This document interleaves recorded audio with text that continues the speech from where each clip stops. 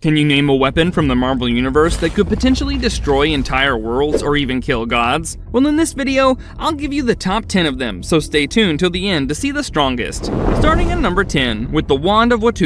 It's a cool mystical artifact that boosts magical abilities. It's like giving your magic skills a turbocharge. This wand pops up a lot in the comics, especially with Doctor Strange, who loves using it.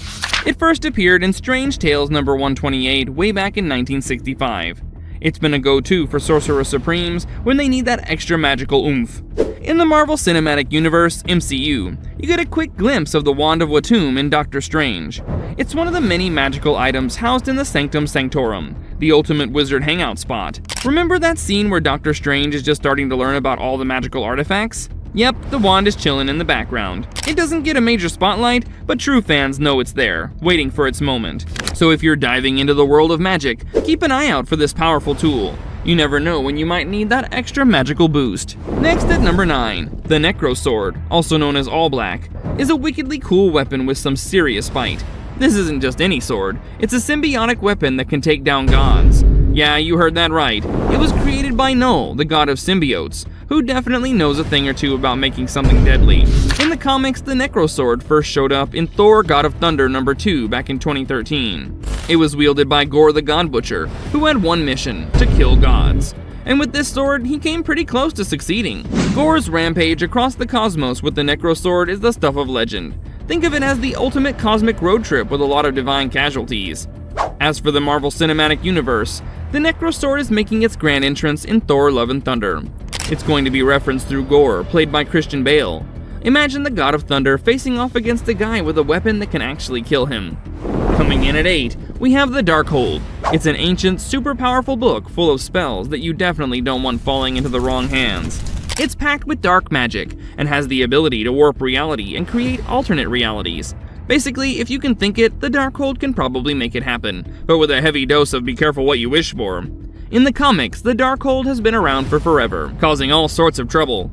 It's been used by various magic users to cast some pretty intense spells. It's like the ultimate cheat sheet for dark magic.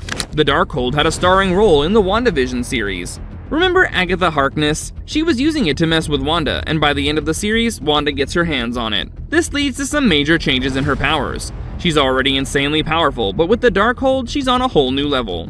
By the time we see her again, in Doctor Strange in the Multiverse of Madness, she's diving deep into its dark magic, and it's clear the book has a massive influence on her actions. 7th on our list is the Stormbreaker. It's a badass axe forged specifically for Thor, and it comes with some impressive features, like the ability to summon the Bifrost. This means Thor can zip around the universe in the blink of an eye. It's basically the ultimate tool for a god on the go. In the comics, Stormbreaker actually belongs to Beta Ray Bill, an alien warrior who proved himself worthy of wielding Thor's powers. This epic weapon first showed up in the Mighty Thor number 337 back in 1983. Beta Ray Bill is such a fan favorite that people are always on the lookout for his big MCU debut. Speaking of the MCU, Stormbreaker was forged in Avengers Infinity War. Remember that intense scene where Thor, Rocket, and Groot traveled to Nidavellir to make a new weapon to fight against Thanos? That's where Stormbreaker comes into play. It's forged with the help of Atri, the giant dwarf. Yeah, that's a thing in the MCU. And Groot even sacrifices part of his arm to form the handle.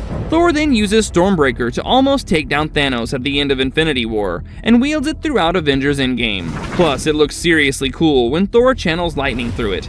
At number 6, we have the Quantum Bands. It's these awesome bracelets that give the wearer some seriously cool powers by controlling quantum energy. Imagine having the ability to manipulate energy, fly, create constructs, and even gain cosmic awareness. Yeah, they're like the Swiss Army knife of superhero accessories. In the comics, the Quantum Bands first made their debut in Captain Marvel number 29. They've been a part of the Marvel Universe ever since, mainly linked to hero Quasar. Quasar, aka Wendell Vaughn, is a cosmic champion who uses the quantum bands to protect the universe. Think of him as Marvel's space cop with some major firepower. These bands let Quasar do all kinds of crazy things. He can shoot energy blasts, create solid light constructs, like Green Lanterns but with a Marvel twist, and even fly at incredible speeds. Plus, the cosmic awareness they grant means he can sense disturbances in the universe, making him the ultimate guardian against cosmic threats. Now, while the quantum bands haven't made a big splash in the Marvel Cinematic Universe yet, they're definitely something to keep an eye out for. Halfway through at number 5, we have the Iron Man's armor. It's Tony Stark's masterpiece, the ultimate expression of his genius and innovation. This suit uses nanotechnology, which means it can form instantly around Tony and reconfigure into various weapons and tools on the fly. It's like having a Swiss Army knife on steroids, but in armor form. In Avengers Infinity War, we see the Mark L in action for the first time. Remember that epic fight scene on Titan where Tony pulls out all the stops against Thanos? The suit morphs into all kinds of crazy weapons, like a massive battering ram and an energy blade right in the middle of the fight. The nanotech even helps him survive a serious beatdown from the Mad Titan himself. It's all about adaptability and firepower, letting Tony improvise in the heat of battle. Then there's the Battle of Earth in Avengers Endgame. This is where the Mark L really shines. Tony uses the suit's full capabilities to fight Thanos and his army.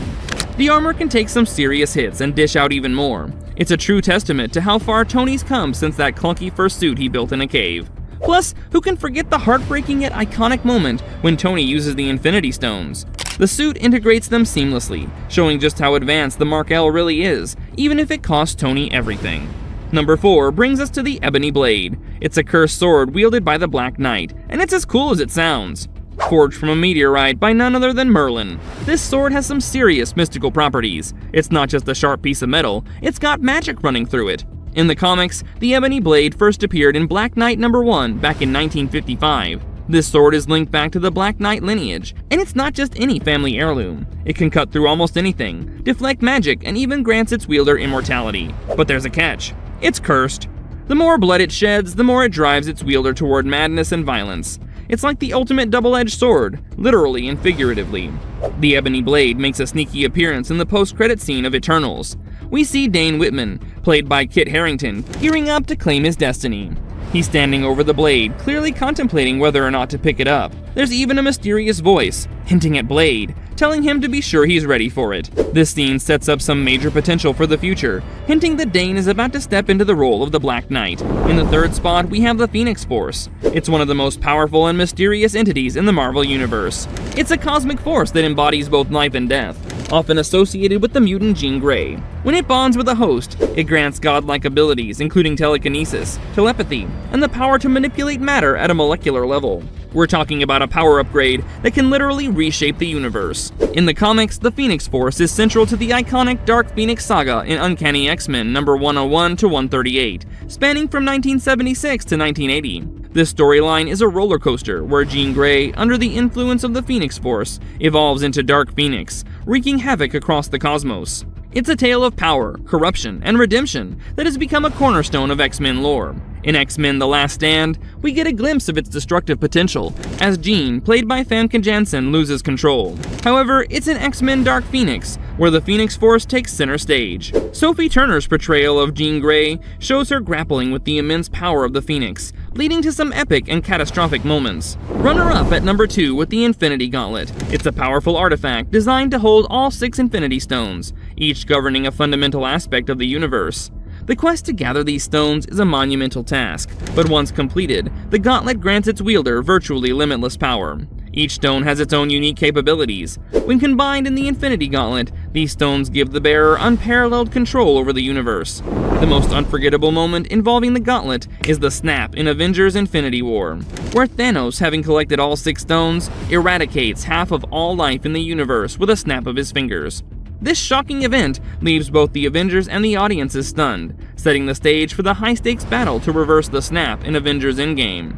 In the comics, the Infinity Gauntlet storyline first appeared in a 1991 miniseries, where Thanos collects the stones to impress Mistress Death, leading to cosmic chaos as heroes and villains scramble to stop him.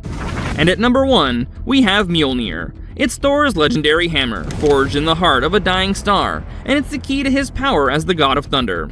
This isn't just any hammer, it's enchanted, meaning only those who are deemed worthy can lift it. This iconic weapon first appeared in Journey into Mystery number 83 back in 1962, and it's been a staple of Thor's arsenal ever since. The enchantment placed on it by Odin ensures that only the pure of heart and strong of character can wield it. This has led to some interesting moments in the comics, where other characters like Captain America and Beta Ray Bill have proven their worthiness and lifted Mjolnir, much to everyone's amazement. In the Marvel Cinematic Universe, Mjolnir has had its share of memorable moments. One of the most fun scenes occurs in Avengers Age of Ultron, where the Avengers take turns trying to lift the hammer during a party. It's all laughs and jokes until Captain America makes it budge just a bit, causing Thor to have a moment of genuine worry. And there you have it, fellow Marvel fans. MCU has a lot of amazing weapons that make the stories really exciting. What's your favorite Marvel weapon and why? Share your thoughts in the comments below. Are you curious for more Marvel content? Well, that's the subject of this other video. Click on this video to see other cool topics about the Avengers. Go ahead, click it.